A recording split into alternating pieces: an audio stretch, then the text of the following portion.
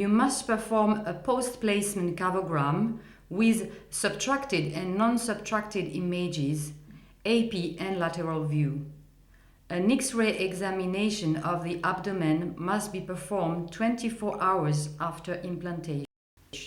An X-ray examination of the abdomen frontal has to be performed immediately following implantation of the filter and 24 hours after. This document concerning stability and positioning of the filter should be kept in patient's file for further examination.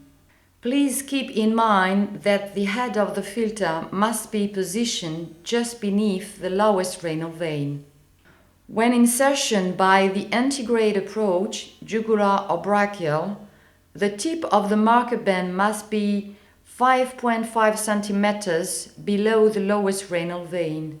Gently release the filter by pulling the introducer catheter upwards along the pusher catheter. When insertion by using the retrograde approach, femoral approach, the tip of the marker band must be just beneath the lowest renal vein. Then gently release the filter by pulling the introducer sheath upwards along the pusher catheter. The Aln extraction kit. Aln has two different devices to retrieve its filter. There is the straight kit and the pre-curved one. The complete Aln extraction kit is comprised of a pins catheter, a sheath dilator system, the dilator having a red rear lock,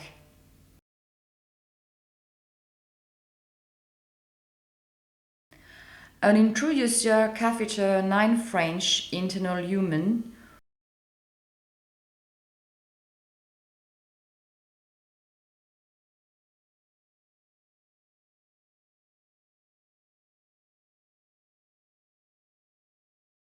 with a radio-opaque marker band at distal end.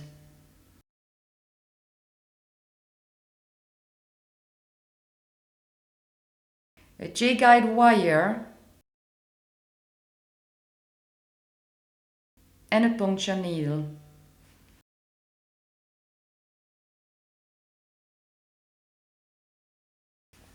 Aln extraction procedure. The retrieval of the Aln filter will be performed only by jugular way, no matter which insertion approach was chosen. Before considering the retrieval, it is necessary to use imaging techniques to check the absence of thrombus, the patency of the vena cava, and the position of the filter. Should a thrombus be present in the filter, do not attempt to retrieve the filter. Puncture the right internal jugular vein with the puncture needle supplied.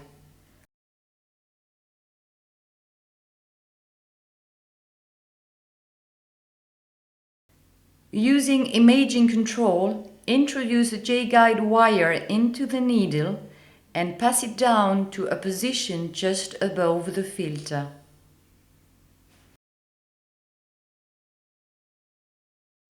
Remove the puncture needle. In order to facilitate the insertion, tissues around the guide wire may be incised. Pass the dilator and the introduced catheter 9 French over the guide wire to a position just above the filter, radio-opaque marker band. Withdraw both guide wire and dilator.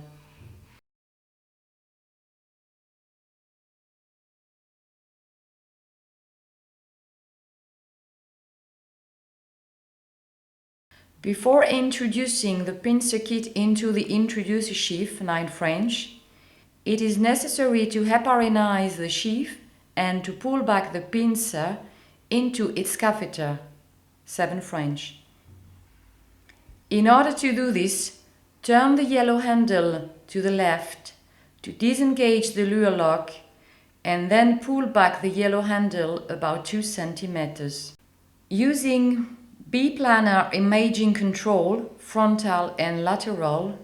Introduce the pincer catheter into the introducer sheath, 9 French, and pass the sheath down to a position about 2 cm above the head of the filter.